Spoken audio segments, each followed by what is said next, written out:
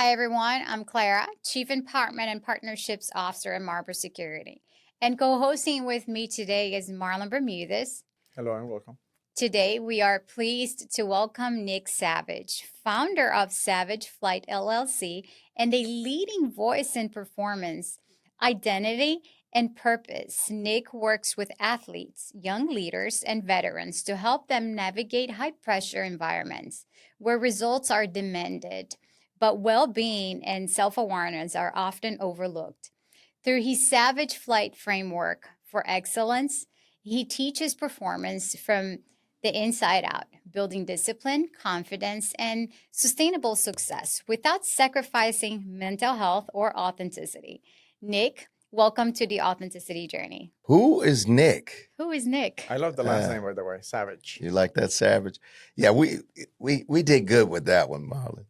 Even though we got it in a very, that's a different story. Right. We were acquired, I think. I still Savage haven't. sounds wild, like Well, savage. we already Powerful. know who the forefather is. We just don't know whether he was the CEO of the plantation or whether he was part of the family, and ran the family.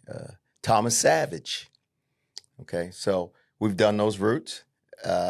Long story there. That's a different episode, but basically the whole Pocahontas, Powhatan, Thomas Savage was the intermediary.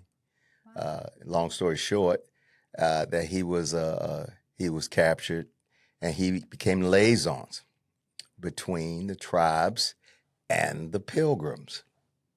So actually, he brought food back during that whole period from England after he left to supply as the pilgrims needed food. And part of that whole Thanksgiving ritual we have now. So that's where that's a good question there, Bala. Yeah, the savage. That's where we come from. But now we got to do. The family has to go find our UK roots and find out who they are over there. The Savage is a name that stands out. It's very strong. It brings it reminds me of like resilience, power, strength. It For changes. some reason it does. Yeah, sometimes it changes iterations, as we know, right? Right. But I am Savage. No, we didn't have a problem with that. But yeah, we like our name. I'm proud of it. So, No. and that's part of my identity is essentially how do you build legacy and what's your stack, your personal stack, I'll call it, right? And it's family, God, family, tribe, and then me, health, take care of those things. And one day when you leave the planet, which you will, no matter how hard you think you're not, being a fellow JC follower like you guys, if those who don't know who JC is, Jesus Christ, and just say at that point in time, it is finished. So, I love your cross, by the way. Thank you. So stay on mission. Essentially, that's what I do. And as we said at your great event that you two had, I try to keep things simple, so that you can really not take yourself too seriously, despite all the blows that you going to have in life, so that you really find the light in all the darkness. Because you really can't appreciate, I think all three of us know that, right? You really can't appreciate light unless you have darkness. Right. So all of those events that make you, my dad passing when I was 26, that was a big blow because he was the big hero and he was the connector of the family. And those type of things, they shape you, but they also shape you. They create you into that mode to do more. Because I would say, as you and the three of us discussed, I was more of on a transactional path. Yeah. Let's go get the money. And, my sister, my beautiful sister, India, she was in the social, world of social work and, making and changing lives.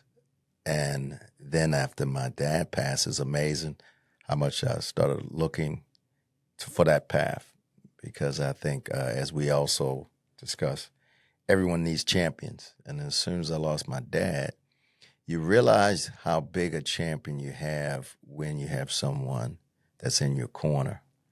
So I don't care whether it's business, sports, right?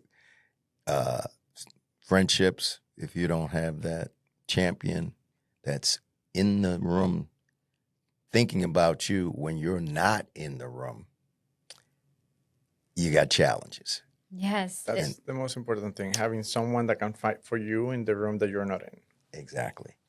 And with that being said, that pretty much set the tone when I was 26 to change trajectory, get more in touch with myself, right? And get more in touch and really see people, Would you say that the loss of your father was the moment where you have the most of your growth? Of course, we grow in life, but do you feel that you grew a lot from that pain? It was a moment of darkness because you was someone that had a really deep meaning into your life. Do you feel that you Oh my goodness. you came out of that a completely different human? Right. When you have one of the people in your lives, and we all know this, that's one of the loves of your life, and they also shape you and mold you. It's when the pain happens, it's indescribable. But as you said, Marlon, and you as well, Clara, the growth over that, you don't even know how many years, 26 to me, without I recognizing the other champions that are around me, whether it's your family, the tribe that you went to college with, they're special. All those guys, because they stayed in my corner. When you basically get your heart more than broken, you get it shredded, and you got to rebuild yourself, and that takes some time.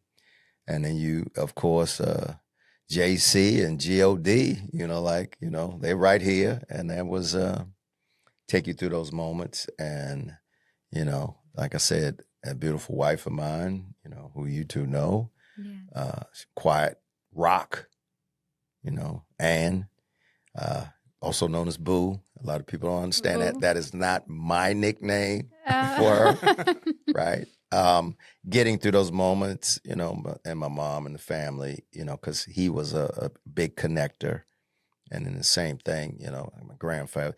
You have the blessings. A lot of people don't understand. When you're blessed, where you have 30 years of family, wow, right? So when they start leaving, I think we lost 11 in 1 year. In 1 year. When I was like 30. So, Wow. So all those years shape you so that you become the combination of who you want to be,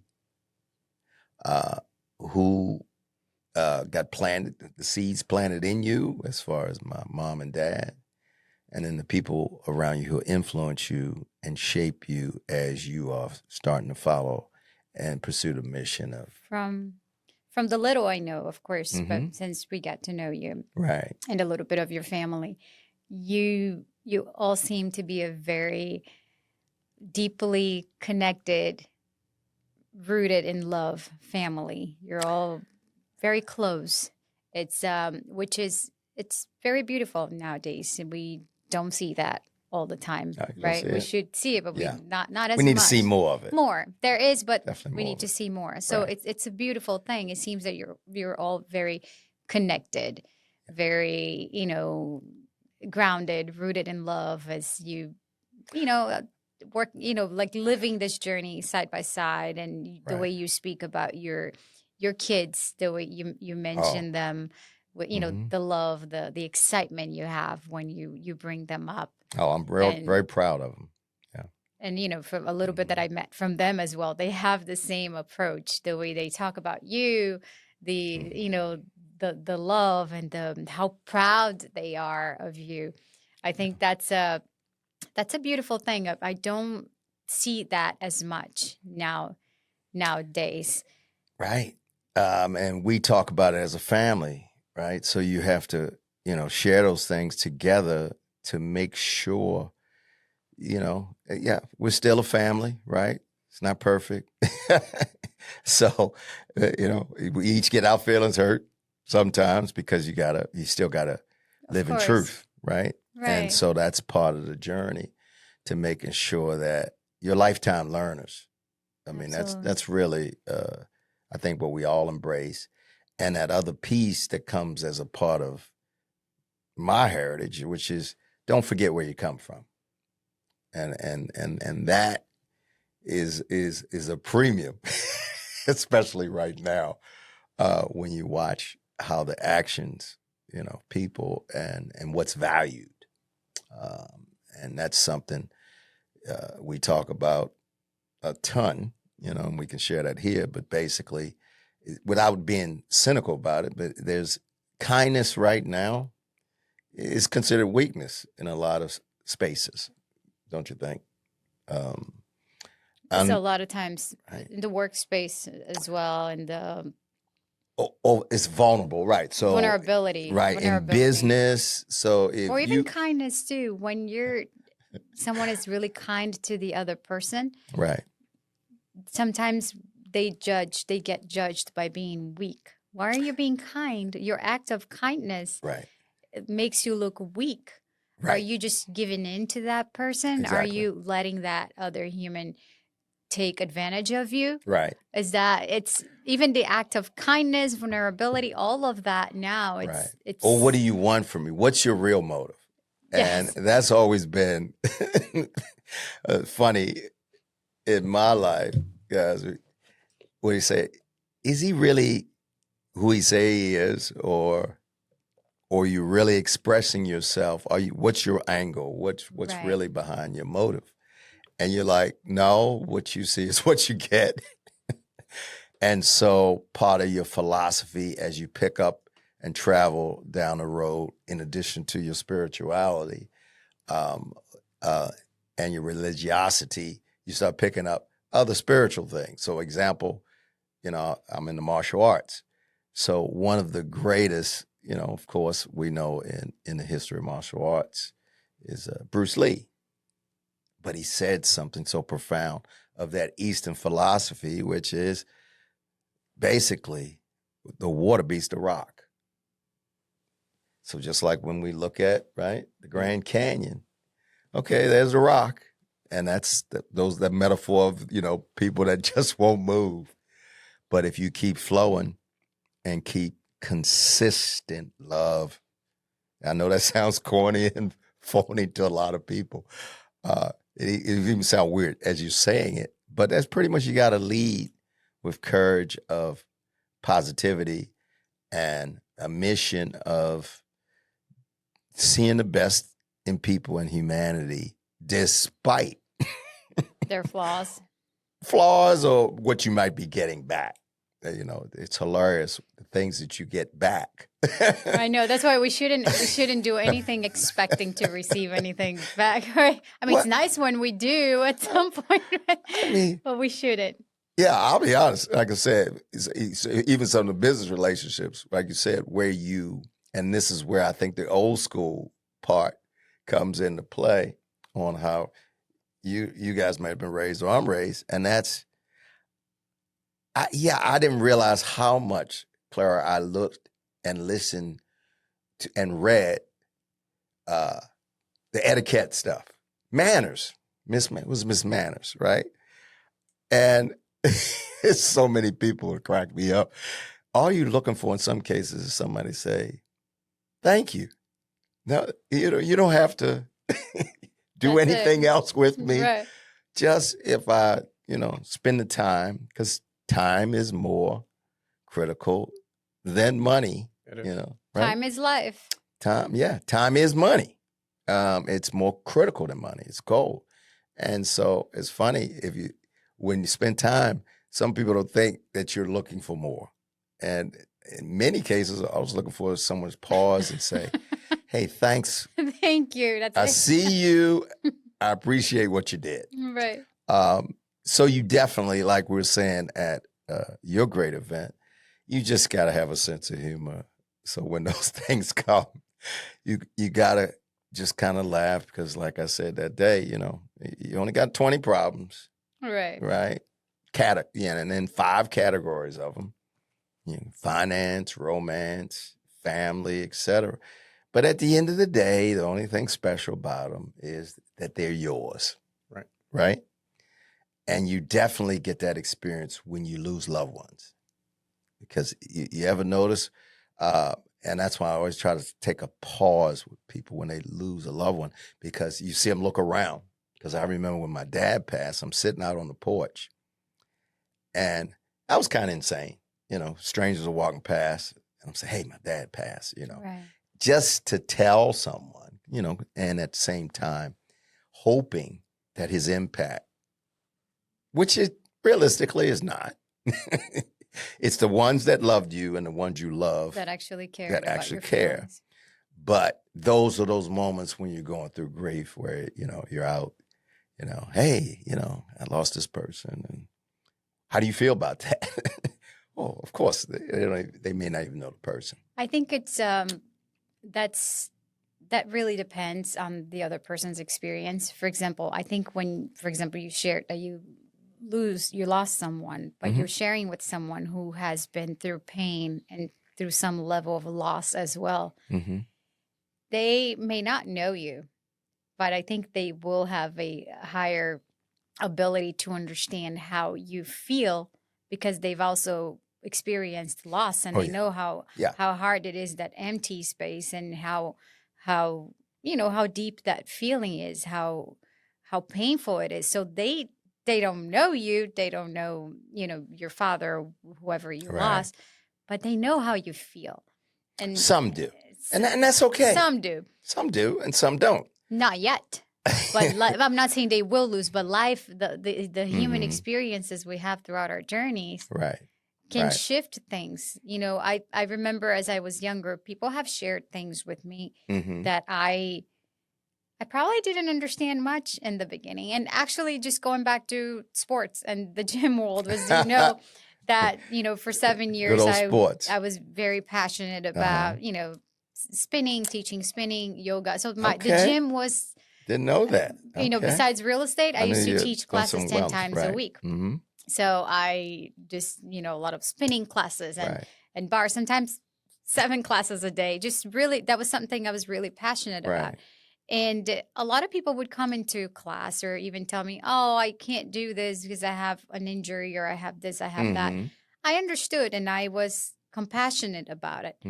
But I don't think I truly understood the impact it had on their lives Right. emotionally and physically, and how it impacted them as they walked into a fitness class. So I continued to have that high intensity mode of class Right. and motivating people. And I thought, well, they can do it. Keep going. I kept motivating them because I wasn't Right. the one struggling physically. I was strong, and teaching CrossFit and building my body. And I couldn't understand. I thought, okay, but is that just, I didn't think it was laziness, but Right. I wasn't a perfect human. Sometimes I did have that level of judgment. Okay, but you can do more. Why are they not doing more? But then, as the years passed, I was given my own struggles with my physical body. And then, eventually with a very serious spine injury, with, so many other things. And today, as I walk into a fitness class, I feel them. Right. This is just an example. It's a very simple example, but I feel what they felt. Right. Right? As I'm walking into my Pilates classes, where I have my days where my injuries are just, okay, am I just Right. going to become Right. disabled? Please, God, no. Right. Why is this happening? So the feeling that they had as they walked into Oh, I agree that class, wholeheartedly. that Yeah. feeling of like, wow, but I want to do that and I continue to do that, but my body is also holding me back. So the idea is it's a different, it has nothing to do with loss, but I think the point is we truly understand another human when we have felt similar things. Right. Right. So it's the time the time now is different. So I'm able to understand someone in that position today, but I wasn't back then. Yeah. It's And not that I wasn't empathetic. I just didn't know. sometimes No. sometimes some people it happens at the end. But I love what you're saying, and that's what some of the projects as we get in our discussion, where I'm calling cognitive connection, where, really how do you get the imagery, for your tribe or just people in general in life? How do you connect? That's really it. Yeah. We got a lot of words for it, but at the end of the day, right, you got to seek connection. So, and where does that come from? That comes from the, spiritual side, because, I always look at the best salesman that ever hit the planet. That was JC. And so, how do we mimic not everybody else out of the Bible, but how do you capture that spirit of Jesus Christ to make that walk and still be a spiritual warrior, Right. as that kindness piece, and understanding you got to have courage. And I would say that's the big C word, today is you got to be courage to still represent greatness, goodness, and follow through when, a lot of bullies out there. Yes. Right. We're living in A a lot of world of bullies. bullies, right? The world of bullies. And so you better be able to stand up, because the bullies, they're going to keep doing what they were doing before. And that's a great point, because you're a coach, right? I'm a coach, I'm a mentor, a mentor. trainer. Yeah. So my understanding is you're coaching and leading, guiding younger kids into sports. More than passion. all the way up. So, How does, having that, perception that this is the world of bullies and they are out there, how do you work that through with them? Because I'm sure there are younger kids and they're all afraid of that too and dealing with that. What do you do to help them achieve that, right. that stronger personality where they can actually handle things in a better way without punching themselves down because they're being bullied? Or possibly punching that bullet. Yeah. Which I got to be careful. It's a message we're on a podcast, right? No, it's real simple still, Clara, in that that's the thing about it. It's an ageless thing, because I have parties. I know, we had bullies in that, junior high, middle school. Everyone still knows their name. I won't put them out here. But I've seen people that they flinch, when if a name is mentioned from the bully bygone days, right? And typically bullies get all of the airtime. You spend a lot of time, whether it's bosses.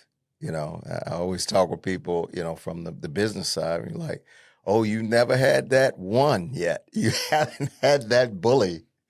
Could be a CEO, could be another organization that you're dealing with, and they just are blocking and just want that path finish. So what do you tell a kid? It's all the same things, and it's so. Example, when I interview the families. It's hilarious. They're going to kill me. But basically, you have the parents, you have the emerging athlete, and it's always amazing. I could even ask you guys. Okay, so think about your athletic days. Okay. As well, right? What 3 important body parts are we going to develop to get you ready for your future? The brain. Right? The brain. Great. That's the right answer I'm looking for, right? Right. Yeah. You know what the guys usually say, right? Biceps, quads. You're gonna get my core right. You know, Yeah, that's the first thing. Okay, so you get the other two. What are the other two? I'm asking them to really focus on the journey. The heart.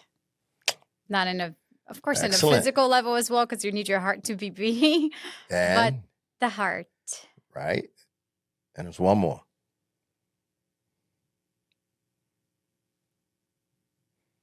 Your words, your mouth.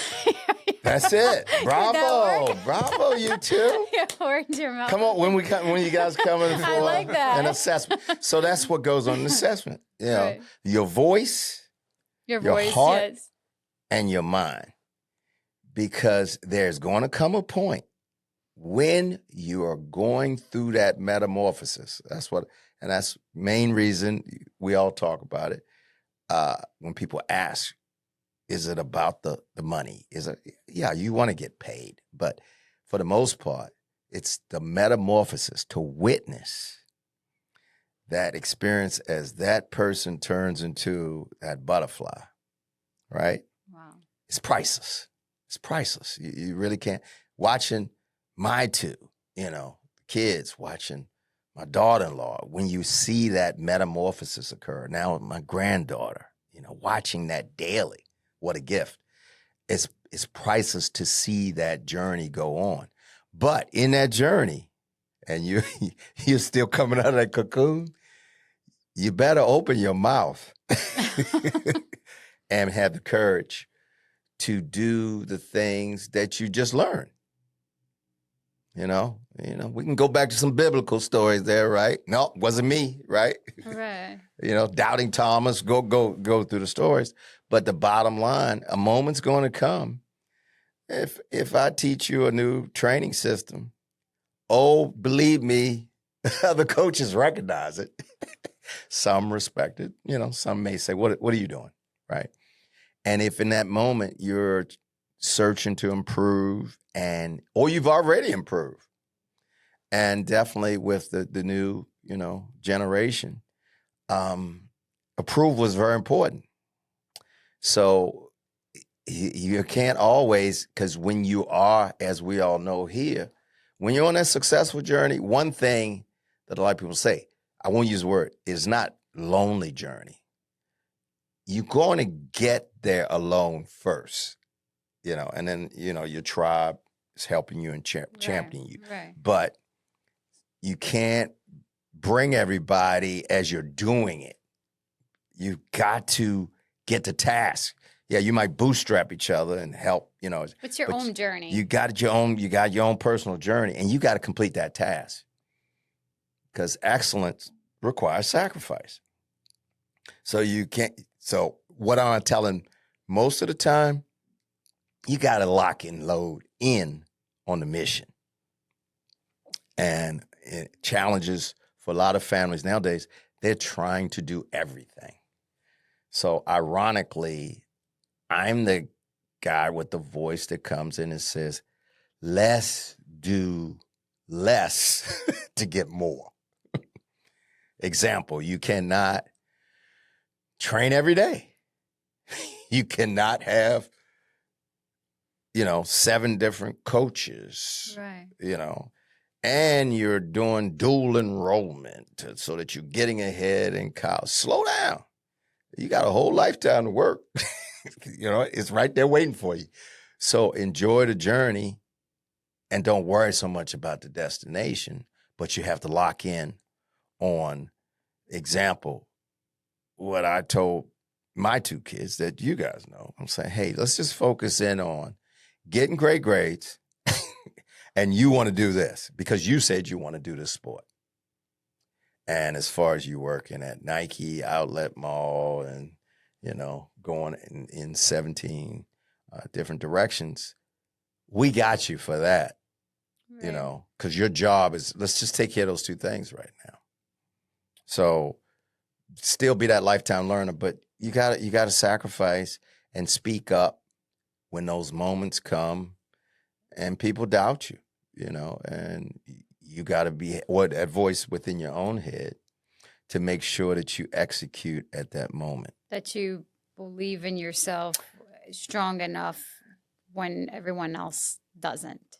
Right. Because I think in all of our lives, there will be a moment where, there's plenty of people who believe in us, but there will be moments where we feel alone, where Oh, I like what you there said. is no one. Moments. Moments. It's not But those one. are moments where, Right. yes, the moments where we feel that there's not much to count on. Like no one believes in you, but you still have to believe in yourself, and you have to go Right. out there and do what you believe Right. in, even when no one else does. Right. Right. Because as we know, the term imposter syndrome, dominates a lot of people who don't know what imposter syndrome is. No matter how much you accomplish, there's always a part of you, Oh, we all have in it. that brain, right, that's saying, no, oh no, Claire, no, that's not good. Nick, really, seriously, and that's that little inner voice going off with the automatic negative thoughts, right, Marla? And I don't know if it happens to you, especially us. You also speak a lot, and all of us, when we tend to express ourselves a lot. oh, yeah. And there are many moments and now I don't do it as much, but I'm sure all of us in there is a moment where we question, oh, should I have said that? Did I speak too much? Did I? So that we start questioning ourselves, and that's, I think, that's also part of imposter syndrome. Like it's just doubting the way you express yourself, doubting the things you say, from pure fear of what is the other person thinking. Yeah. Just, I mean, for me, typically, and I think we talked about, I don't worry about that so much when I'm giving other people advice, as far as if you got a good sense of self, and security about your own skin, you tend to not, you might question, why is this happening again? And what is my decision process that here I am on a road that I didn't want to be on? But overall, the likability, and I'm saying back to that question you were asking, there's more people I meet now who want to be liked, not respected. I've always strived for the respect of myself. I think I like that. Mm-hmm. To me, that's always been a driven factor. Mm-hmm. Well, I grew up as an introvert, still an introvert, sometimes an extrovert, but respecting myself matters most. Right. Rather than external recognition or external approval or even external respect. Right. I think that part of self-leadership comes to what I'm actually going to match that to what you said in the event. Mm-hmm. If I'm reading my book of my life, which we're all writing every day, if my life was a book, would I read it? Well, the answer is yes, but I want to be proud of that book. Exactly. So what you said of the event, if your life was a book, would you read it? Or would someone else really read it? It also resonates with me, with your tribe, with your peer group, with those who are really close to you. Because as you're navigating life, you're going to meet a lot of people. A lot of people are going to be there, just like the seasons or days. You meet a lot of people. You learn something from everyone that you meet. Right. But not everyone is there to stay permanently. And it's also based on alignment. And I think maybe they like a couple of pages of your book. Maybe, you're writing the same page together. But at the end of the day, it has to do with alignment, in my perspective. Are you aligning growth? Are you aligning core values? Exactly. In core values, like, for example, integrity or just growth or just even what's that word? Activities. Integrity. Yeah. That's another one of those words. Yeah. So what do we do that for? Alignment for us is everything. Because at the end of the day, you could have a circle of 300 individuals, but if your core circle is really smaller, but you can actually rely on that circle based on core alignment, that's a little bit better. Oh, absolutely. I mean, that's that tribe.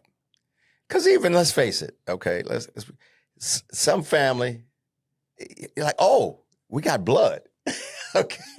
And that's about some family, the commonality there is not there. But the choice, like you said, when you're writing your own story, when you're writing your own book, you pick your tribe, and that tribe becomes your family. And you still love, everyone that we're all related. But that might be the only connection that may be had between, you and some of your family. Because some family go, wow, what happened? Okay. And so you reach out to them. But at the same time, you can pick, I tell people, you can pick your tribe and they can become your family. Because like I said, my kids, they've got uncles. I don't have any brothers, but I do. And they were at my dad's. They were there for me when my dad moved on, and so they're there for those experiences in your life. And like you said, thanks for reminding me about what I said about if you were a book, would you read it? So when you had that premise, you tend not to judge. You tend to pull back on using up all your energy on places that, they may not be productive, right? And so you want to, if you're going to be on the planet, okay, some people do believe in reincarnation. That's not my path, but for the most part, you stick to your tenets, your mission, that you've been called to, and just let's get it done. And those people around you, let's go. Let's go make it happen. And you mentioned the word mission a few times. So what's your mission? What? Oh, That's a good man. one. What's your You just mission? tripped me up. What's my mission? Essentially to reach out like my dad did and connect or pursue connections with people, so that one, you have an exciting book of your own life. Because if you're not reaching out to people, those who disagree with you, in a lot of cases, will agree with you. But my mission, it was to go connect and be that champion when requested, to help. And when you can't, just make sure when you're going through the day, I'm the one in the family. They say, oh, here comes the town mayor. You got to speak to everybody, or, like the Progressive commercial. Right.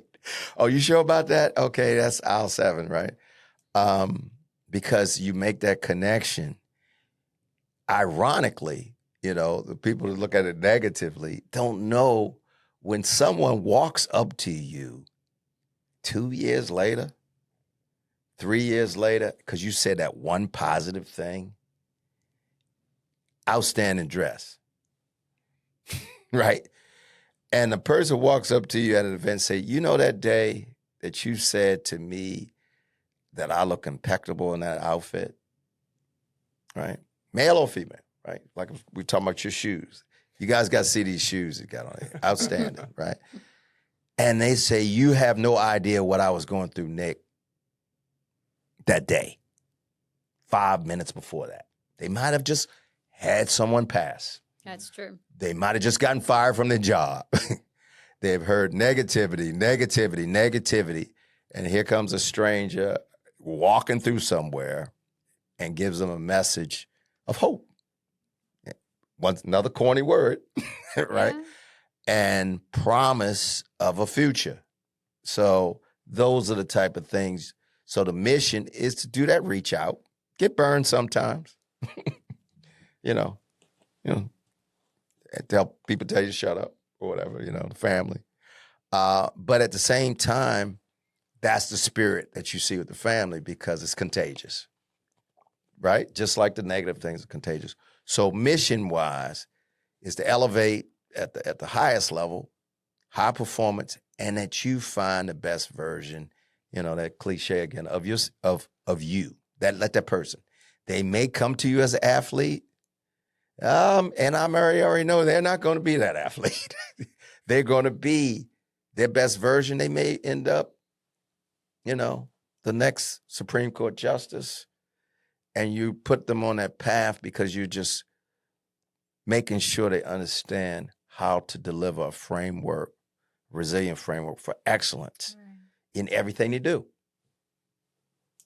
So you're incorporating self-resilience and discipline to some degree as you're doing that. And discipline is very difficult to acquire or teach.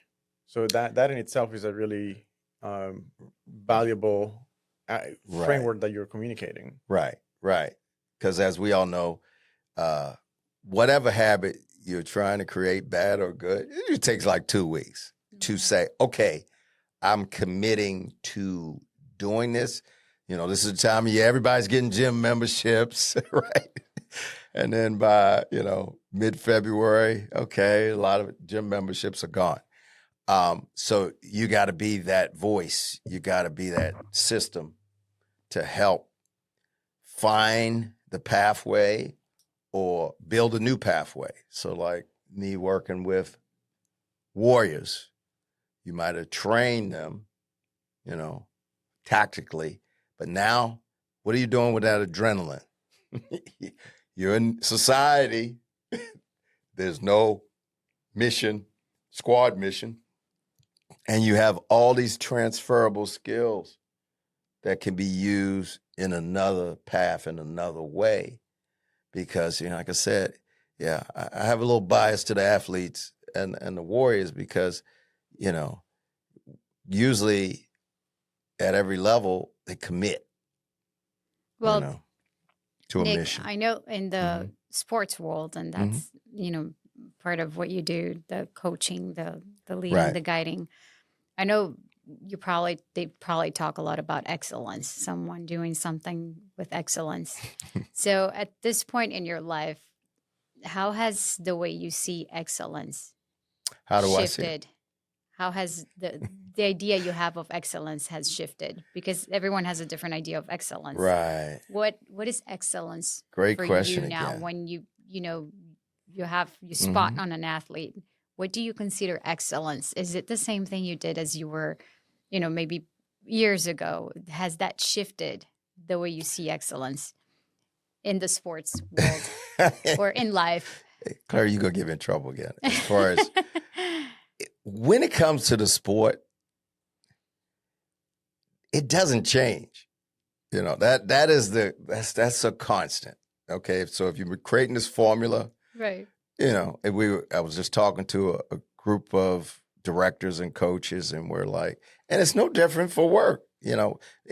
I'll take that back. It is different for work because the thing about when you're we may be losing it right now because I'm in that world where people are pursuing professionalism. And for those who don't know, all sports are getting internationalized and professionalized right now with the NIL, name, image, likeness, the collection of money at a professional level, trickling down to youth. So how do you manage, as you stated, what a great football player looks like. What great sprinting, what great, because there's measurements, there's metrics, True. right? True. So that's a variable. I'll say that back. It has something next to it, but it's a constant that those are the standards. Now, what's shifting is what's the realism of some of the audience, the client's base. Are they still pursuing it at that higher level to get to that standard? So you got to manage, as we all know on the tech side, the change management. Right. So you got to make fast changes. So the excellence of the body, the science, it still takes the average person about 9 to 12 weeks to start making muscles bigger, move, diet, change, speed, bigger, stronger, faster.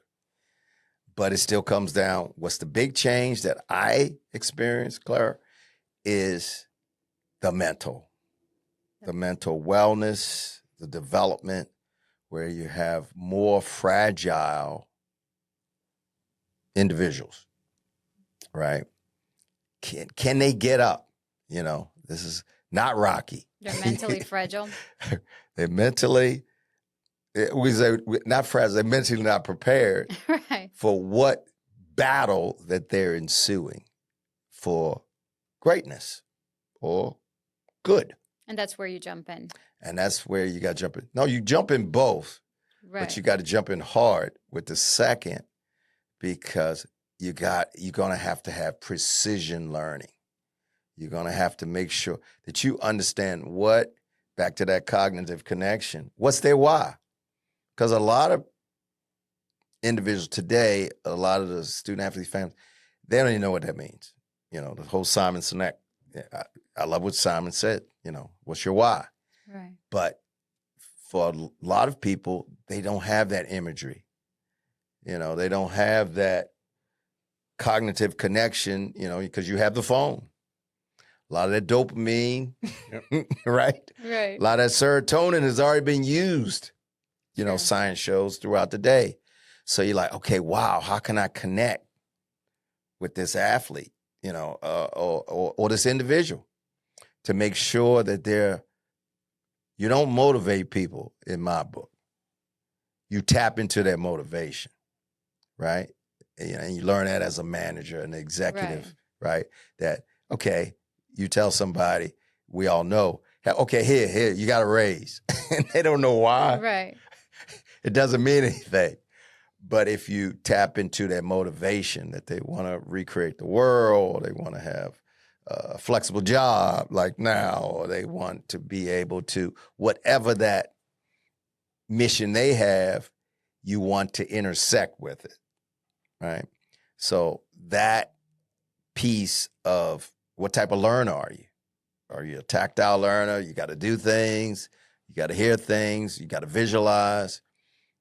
So that's example where you have to see that individual, that person. So that's where I have to spend a lot of time and energy to make sure the in a positive word, profiling, that you have them in the right box category. That you see them. Because if you got a person that doesn't see visually and you keep giving them visual things, then they're going. Can't make progress. Right. And they may try, but they don't know what you're talking about. I think learning styles are something Very important. very important to consider. Very 'Cause important. we all have different styles. It's not that, I don't think none of us are unable to learn. We can all learn. Yeah. We just have different ways of learning. It's not One's going to be more dominant than the other. You're going to have right. a slew of them, of the 4 or 5, but you're not necessarily, you're going to have one that you prefer and you're comfortable with, right? So there's no limitation to our brains on how much we can learn and what we can learn. It's just how we can learn. Right. And do everything you can to help that left brain, you know, because that's usually where I have the big battle. You're at this major event and you start to hear it, right? Oh, my feet hurt. Oh, you know what? I didn't eat right. And this is like 10 minutes before the performance. You're like, no. We're not going to do that. No, listen to you, because that left brain is listening. And if you program it to say, this is not going to work. I like that, because even in our daily lives, we're prepared to do something, or we're leaving the house and feel like, okay, yeah, I feel this. Oh, okay. Yeah, right. Then there's always something missing. So the brain is always trying to knock you down, maybe? Automatic negative thoughts. No, you might try to knock down that brain. The brain is just sitting there saying, give me something. Right. Right. And then you start loading it up with, I can't do this. I won't do that. What's the commercial they have out now? If you say you can't, or if you say you can, you're right. Yeah, So, I heard that. right? Yeah. So you better put the right programming into the brain, because that left brain is always listening. And then the left side, right, that analytical side, will talk to that right side and say, hey, come on, okay, come on. Let's work something creative so we can make this happen. But the left brain wants to make happen whatever you tell it to do. And if you tell it, whether you're performing, like I said, you in theater and you walk out there saying, I'm not going to do well. I'm not going to remember my lines, and in those cases, if I have someone in that world where we were doing the TED Talks, I remind them, no one knows what you're going to say. That's true.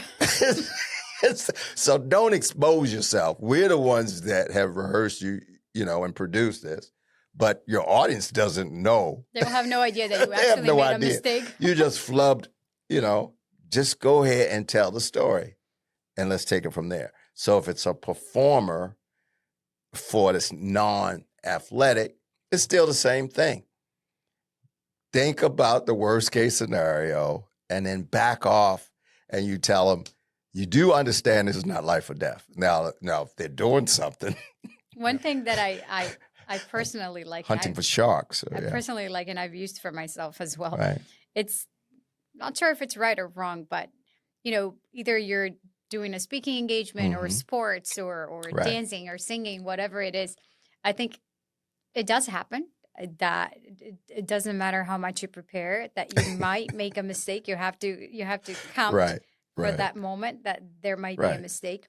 But I think it's how you react to that mistake as well. So if you're being watched and there's the audience, whatever it is that you're doing, if you react to that mistake in a way that, you make that such a big deal, you make such a big deal of that mistake, then it does look bad.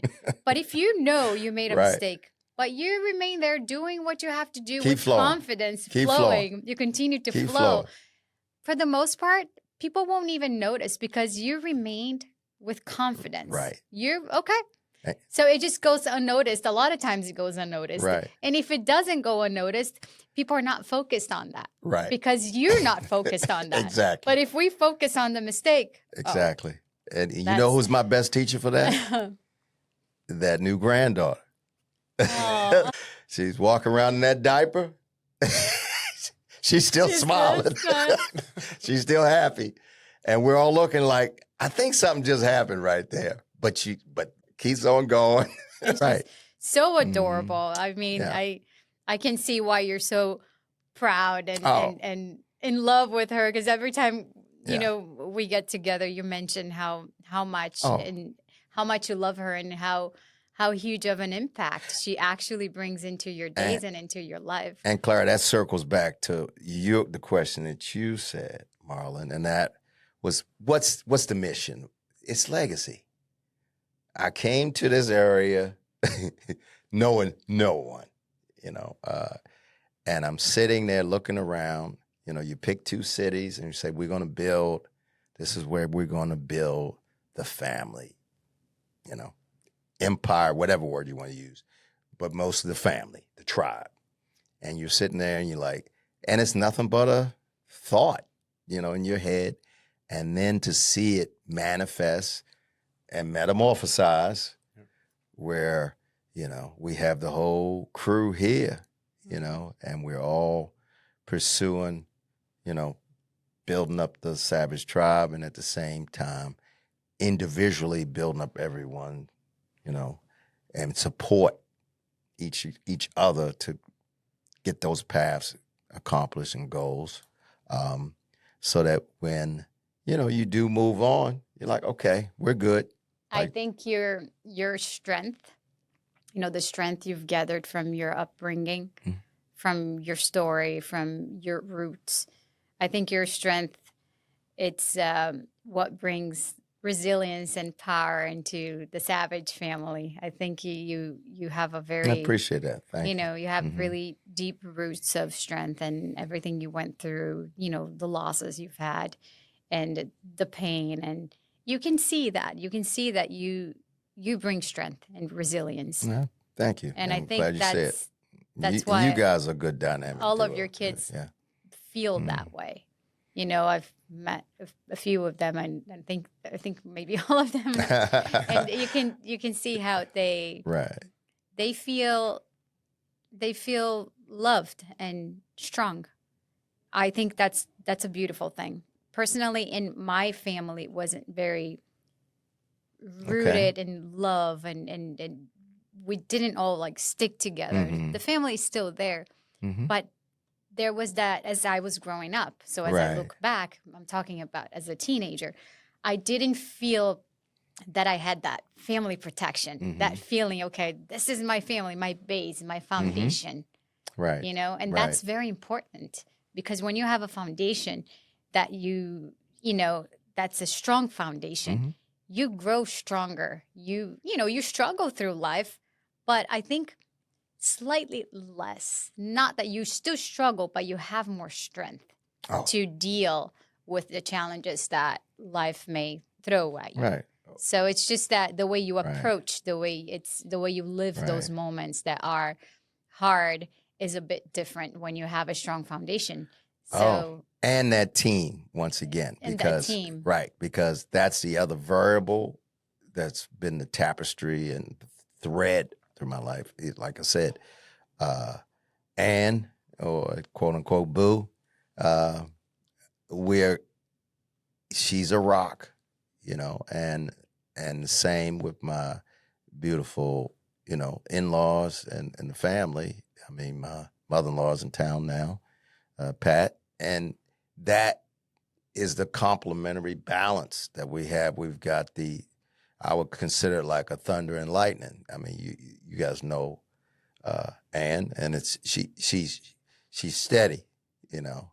So that allows for me to color outside the lines and do the uh, innovative things. Wow, she said, go get it, So she made sure that that whole process, and the team of her keeping, Pathos, which used to be Bonner, her and Gina, God rest her soul, um, 25 years of commuting, to wow. keep the business going. That's tenacity. That's, a rock that makes sure you keep going. And I was going to support that. I said, hey, go down there every time so once a week for 25 years. And She was Pathos coming have here. been in business for 25 years. That's Oh, more than that. oh wow. Right.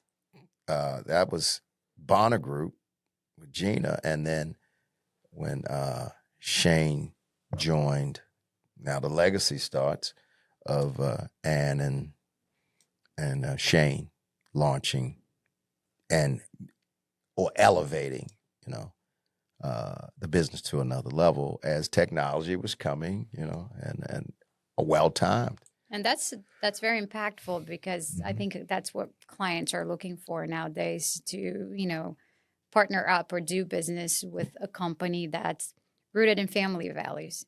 That I'm hoping so. I think so. I think You think that's so? very important. Right. The world is shifting and we're Yeah. looking more and more and more Yeah. into what that company really matters. Who are those people behind Right. the name, the branding? I think that's what your clients want. This But is don't you what they think we want to got to work get through the with. storm right now? Because when you have, like I said, if I hear another person talk to me about AI, Yes. and I studied AI, so we're like, okay, everything's over. This is what's going to happen. AI, I say, oh, so that's how you think it goes. This period is Web 4.0. That's what I call it. Would you Right. agree, Marla? And so, and before that, okay, we were there. I was working with a team, and we were working with Merv Griffin, who, a lot of people don't know, the talk show host. And we had, and that was 2000. Well, here comes the internet and streaming. Well, streaming wasn't there. The internet was there. And then before that, you had the internet. And then before that, the work I was doing with IBM and Microsoft, boom, the PC. So it's not as revolutionary the change that happens. But right now, a lot of people are putting too much leverage on just AI and thinking it's, like you said, I think we're going to go through a little storm, because people's expectations have to be managed during this period. And then they'll circle back to understand the AI is the aid of the creative or very sharp team and people Right. That is a great definition. right, to scale it and even bring more power to make a great team and give it more insight. Right. So It's I an think addition to right, to right, its success. exactly, It's like it's that right. boost of knowledge that we're missing, that we could potentially be missing, but it's not what makes a great team. It's not what makes a Oh great my God, company. It's not what right, makes you great as a person. right. That's just an additional step into succeeding. Everything else is what actually really matters. What, again, as we talk about Right. foundation today, that's your reminder of that. It's the Oh, foundation is where the power it's lives. priceless, right? It's priceless. You guys know Britt, and she's Yes. in that, that next philanthropic world where she, I can't say much there, as you'll know, but for the most part, she deals with the big Well, picture issues of the big names who want to make that big difference. Well, you don't count on AI to answer that question, no, right? no. You don't count on AI. AI can assist. And now what I do love about AI, it's if you're asking the right question, unlike a person who's trying to please Right. or get a raise, Right, right, or something like that. We're like, right. it's the person in the room that will say no, Right. right?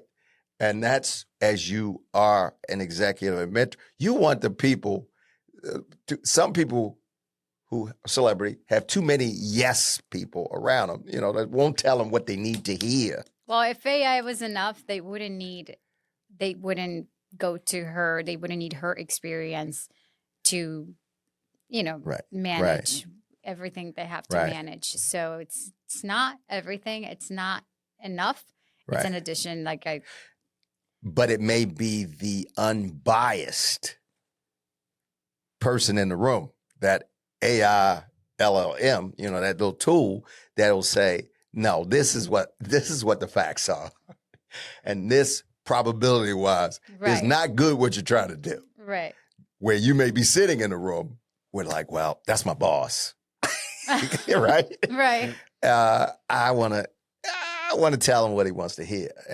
And so you have to force yourself to make sure whether it's use of the technology Yeah. or the people, you want to have a set of people that make you feel uncomfortable, make you comfortable about being uncomfortable, and say, oh, okay, I never thought of it that way.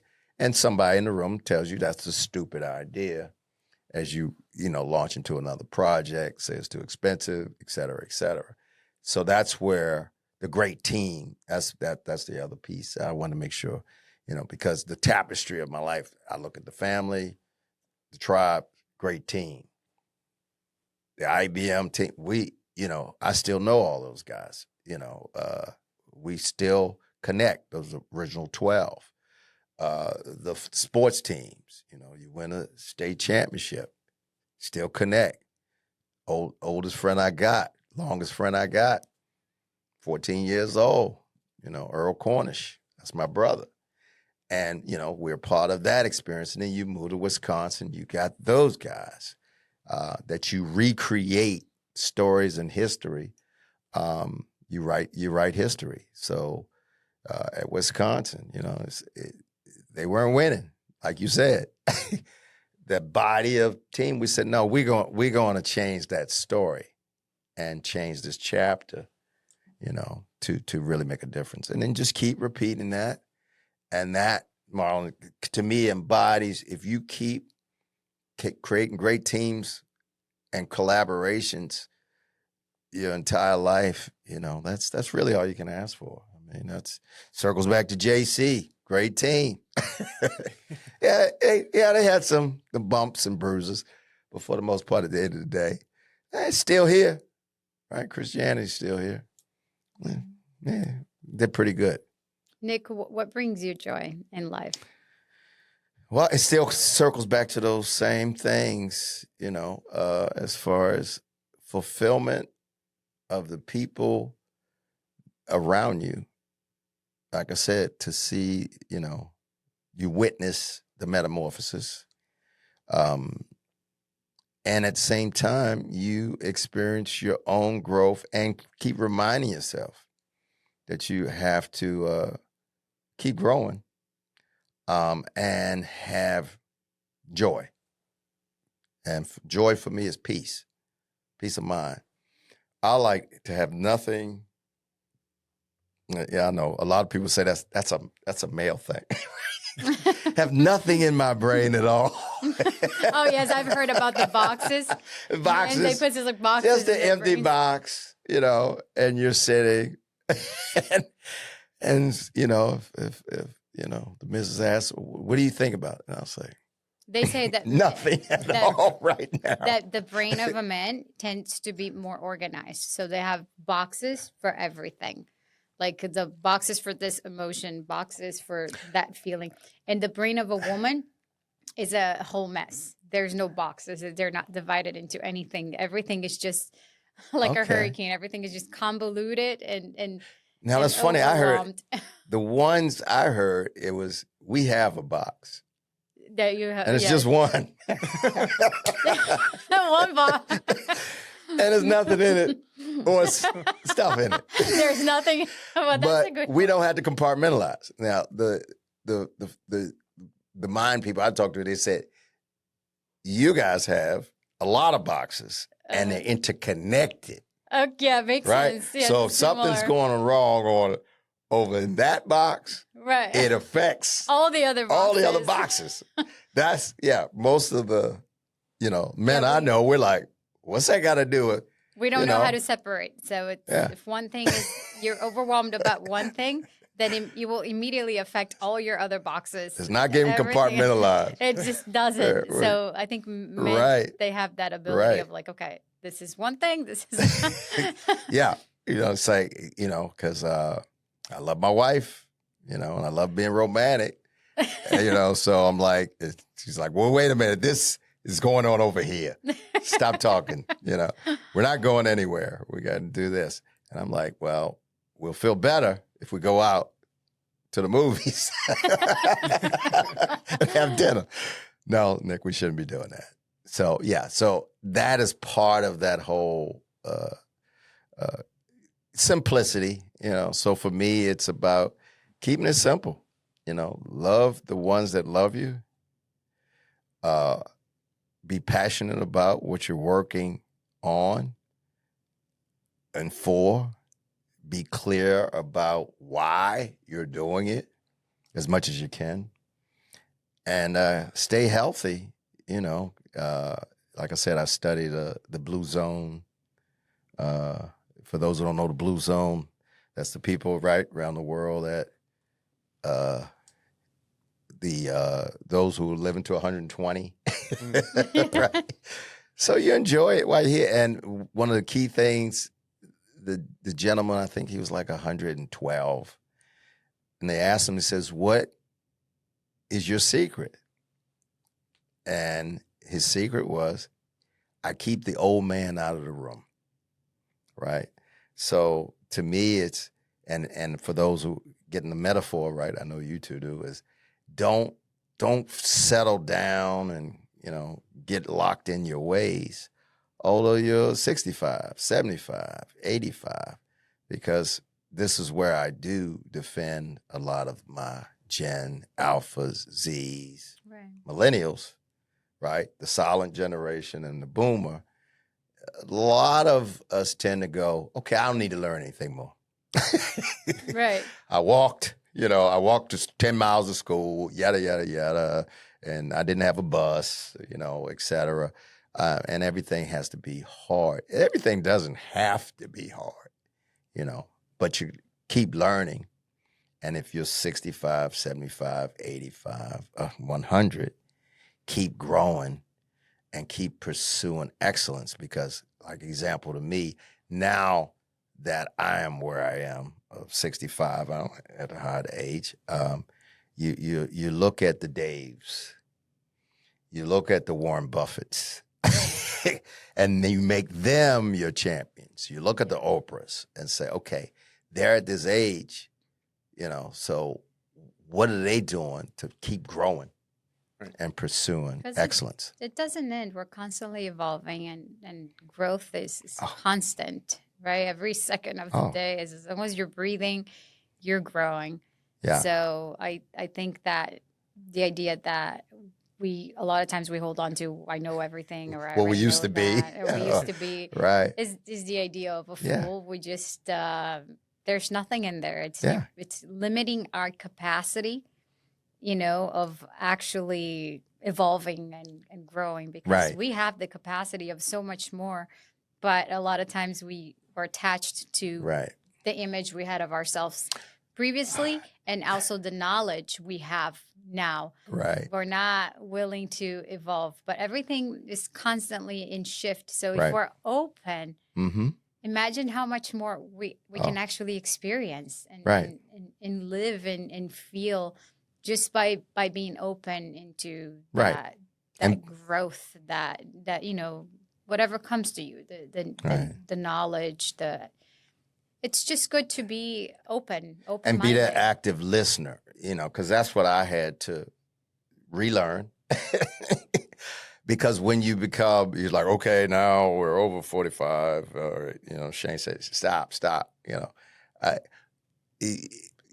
And this is another thing men usually do. You offer a solution. Yeah.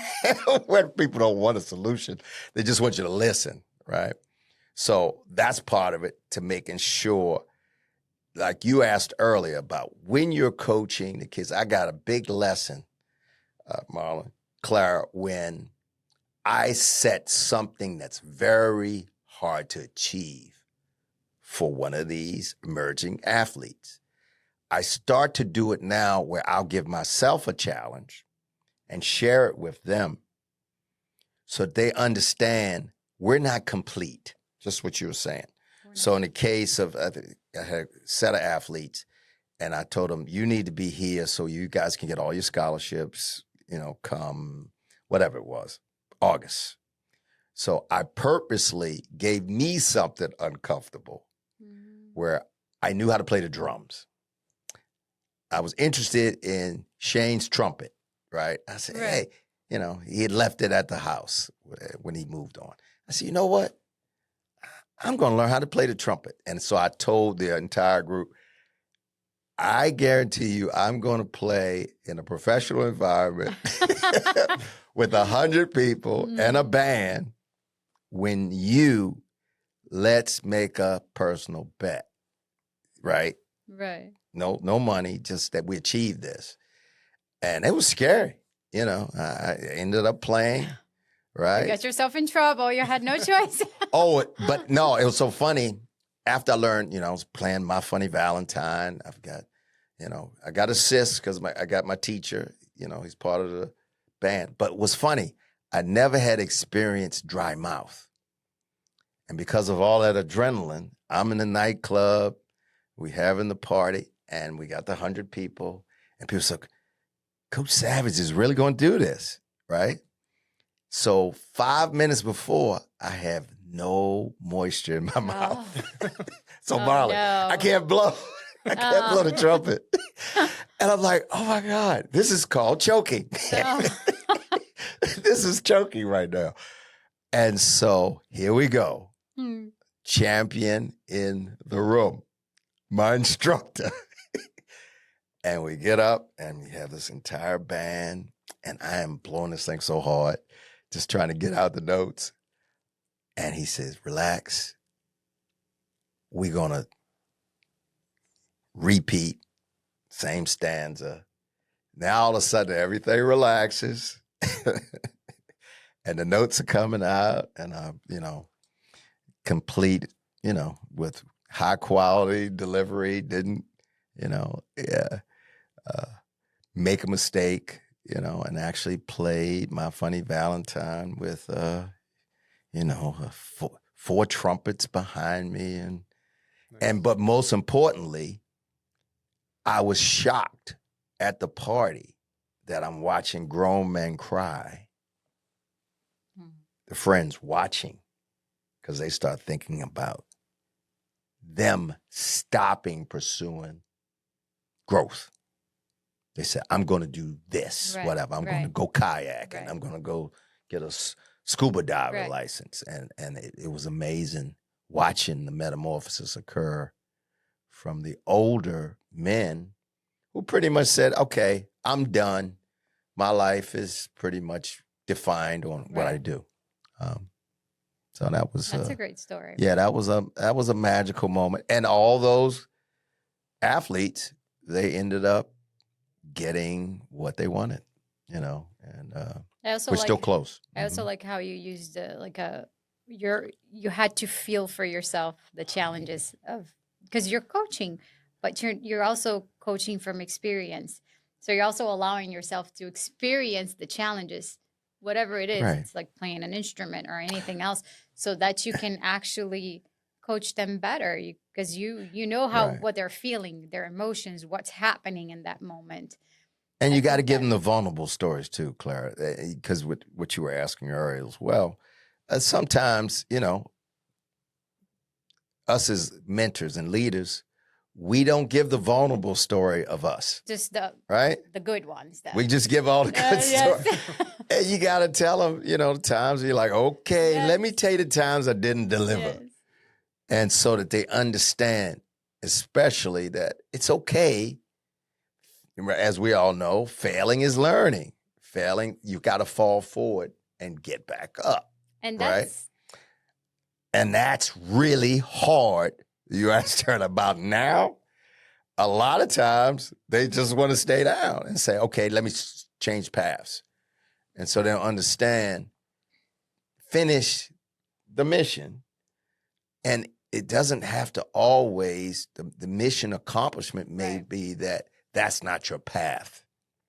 You just eliminated one of the things of the choices you made because you pursued it all the way through. when you talk Mm-hmm. about also bringing them the vulnerable side of the Mhm. story.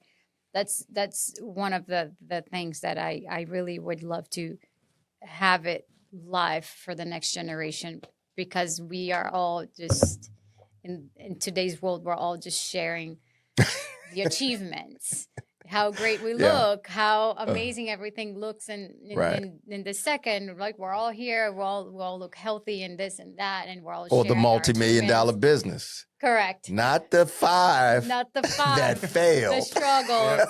Right. It's important Right. to share the struggles. Oh, you and got to. and know that actually puts us in a better place. It's Mm-hmm. not going to affect you at any level. So I'm sure a lot of leaders, coaches, everyone in that position, they feel, okay, but what if I share my failure? Mhm. What if I share my struggles? Will I lose credibility? Right. Will they Right. still see me Right. the same way they see it now? Are they still impressed by me, or do they still, look up to me? I think we all question ourselves when we do share some level of vulnerability. But I think it's a good thing to do. I think it doesn't Oh, change the way the other 100%. person sees you. I think, in fact, they resonate more. If my coach went through all of that, and he Yeah. also still go through things in life, and he did this and he did that, and he's Yeah. where he is. I can do it too, because I'm human just like him. Right. Right. But like you said, generationally, it may not be processed that way. I'm saying No. because of their learning style, Yeah. some people, Clara, Marlon, as we know, if they hear the story about a fire, like you said, you have the metaphor of Right. a campfire, right?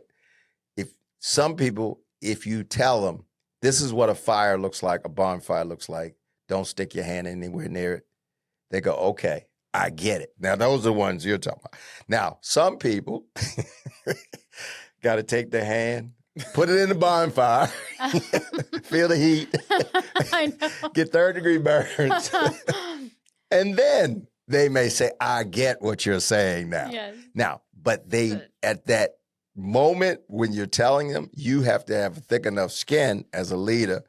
No, so especially some of the situations now where you go, okay, I'm not quite sure. That was his story. That's not my story. Right. That's the people that I was telling you about that may come back 6 months later, a year later, 5 years later. Maturity. Because that's the Maturity. other thing you cannot coach. You Maturity. cannot. That's Maturity shows up. That lesson you have to leave for time. When it's ready. The time. Like, When it's ready, right?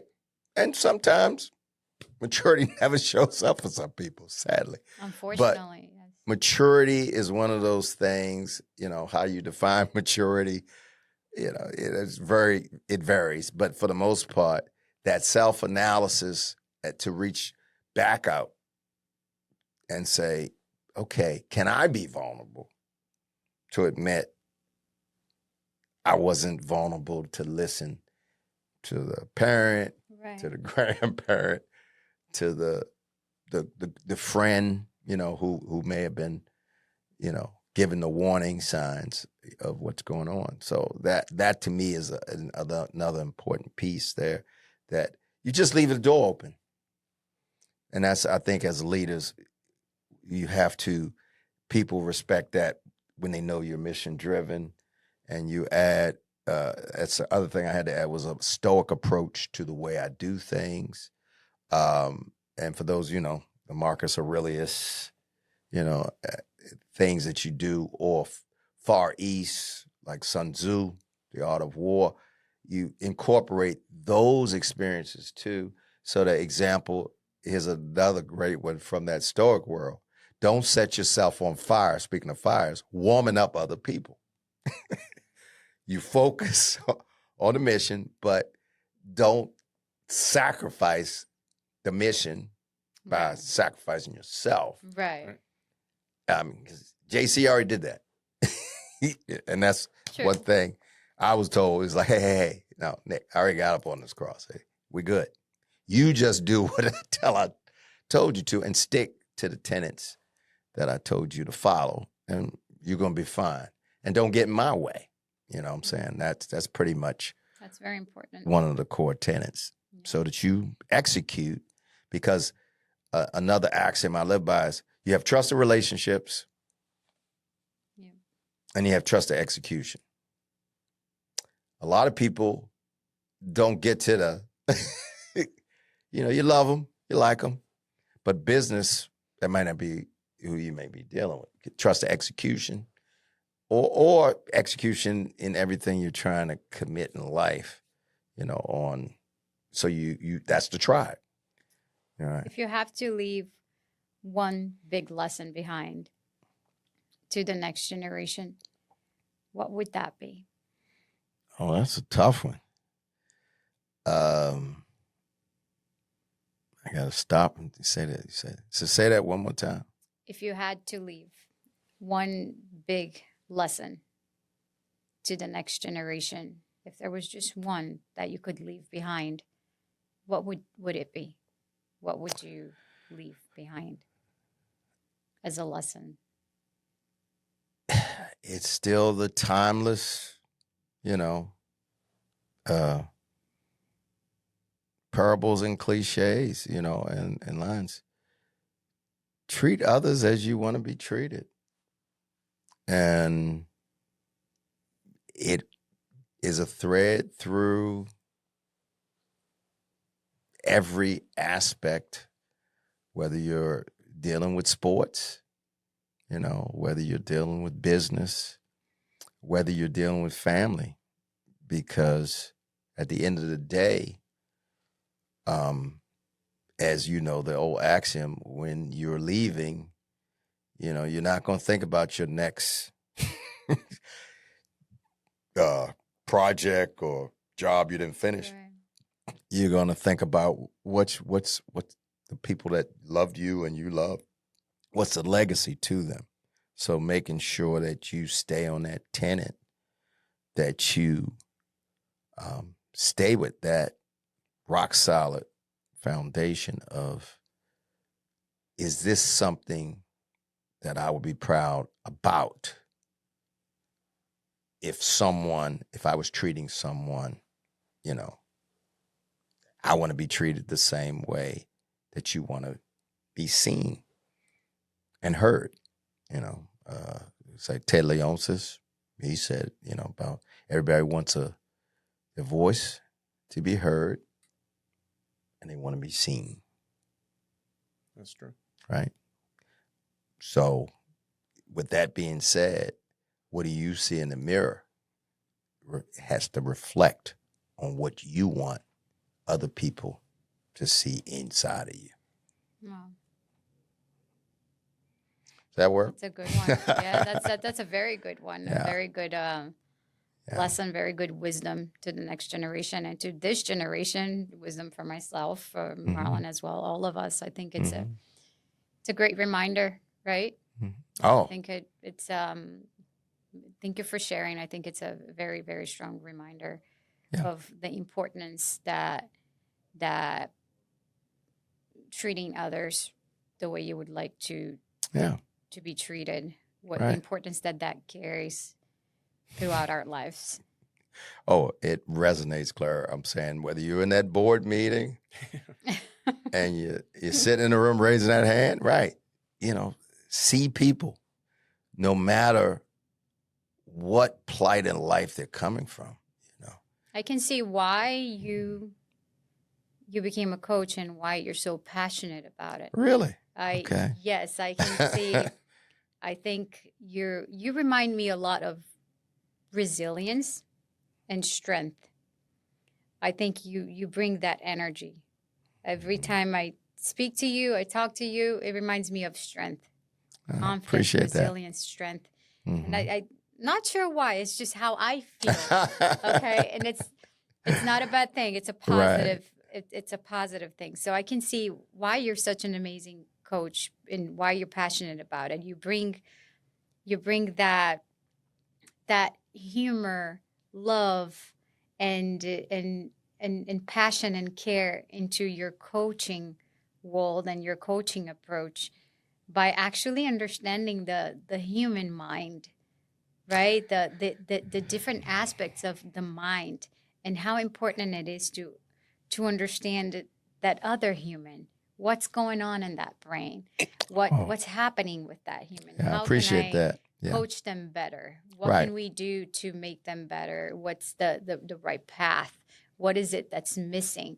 And you know, from all the wisdom you shared today and you previously shared, you know, tons of times, I can see that you have that in you, and Appreciate it. Yeah. and it's great. And you actually speak up and you bring it. But you what I love the most is the way you bring that out into the world. You bring it out in a very soft, fun, gentle way that makes us feel good. It makes us understand the point you're trying to make, but without being rough or without it's just a very gentle way. And I can see how that can be very powerful when you're coaching kids at a younger age, because you can bring that into their lives in a way that they will barely feel.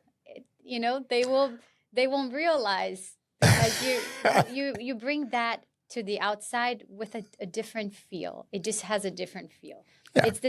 It's wisdom, but in, how can I say it? I'm not sure of the word. It's wisdom, but in a more human approach. Better package. Yes, it could be. Well, you do make choices, and that's pretty much, you know, in the world of coaching, you know, you've got those who function on fear, those, and I've played, you know, for coaches that they were fear. Yes. Those who focus on love, and those who focus on respect. You know, you'll have the three categories, and so you're watching those five people of influence. You know, like some of the names, like a Tony Dungy. He's quiet. You know, I'm not quiet. so yeah, there's a dark side that I'll bring out if I need to. True. So that alpha omega, whether it's for business or whether it's for the sports side, and it's like, no, we got to get this done, and you're not doing it. So I'll still give them the truth. Right. And sometimes it's not. It's not always pretty. Right? It doesn't taste right to them then, but you make a choice on which one of those paths you're following. And the same thing with coaching. The other aspect of coaching is you usually have three types of coaches. Those who care about all kids, those who care about respectfully no kids. They might have a different reason why they're coaching, just like teachers, right? Yes. They may want summer breaks, some teachers. That's why they're teaching. And those who care about their kids. And you have to be realistic and know you're going to deal with all three types. So you have to stay mission driven and not take it personal because they're not your style. But at the same time, you don't question your style. So I appreciate what you said. Yeah. Yes, I appreciate you and, Yeah. and all that you're Both of you guys. Yeah. bringing into this conversation and into our lives as well. Because, like I said, this conversation is also very fulfilling to us.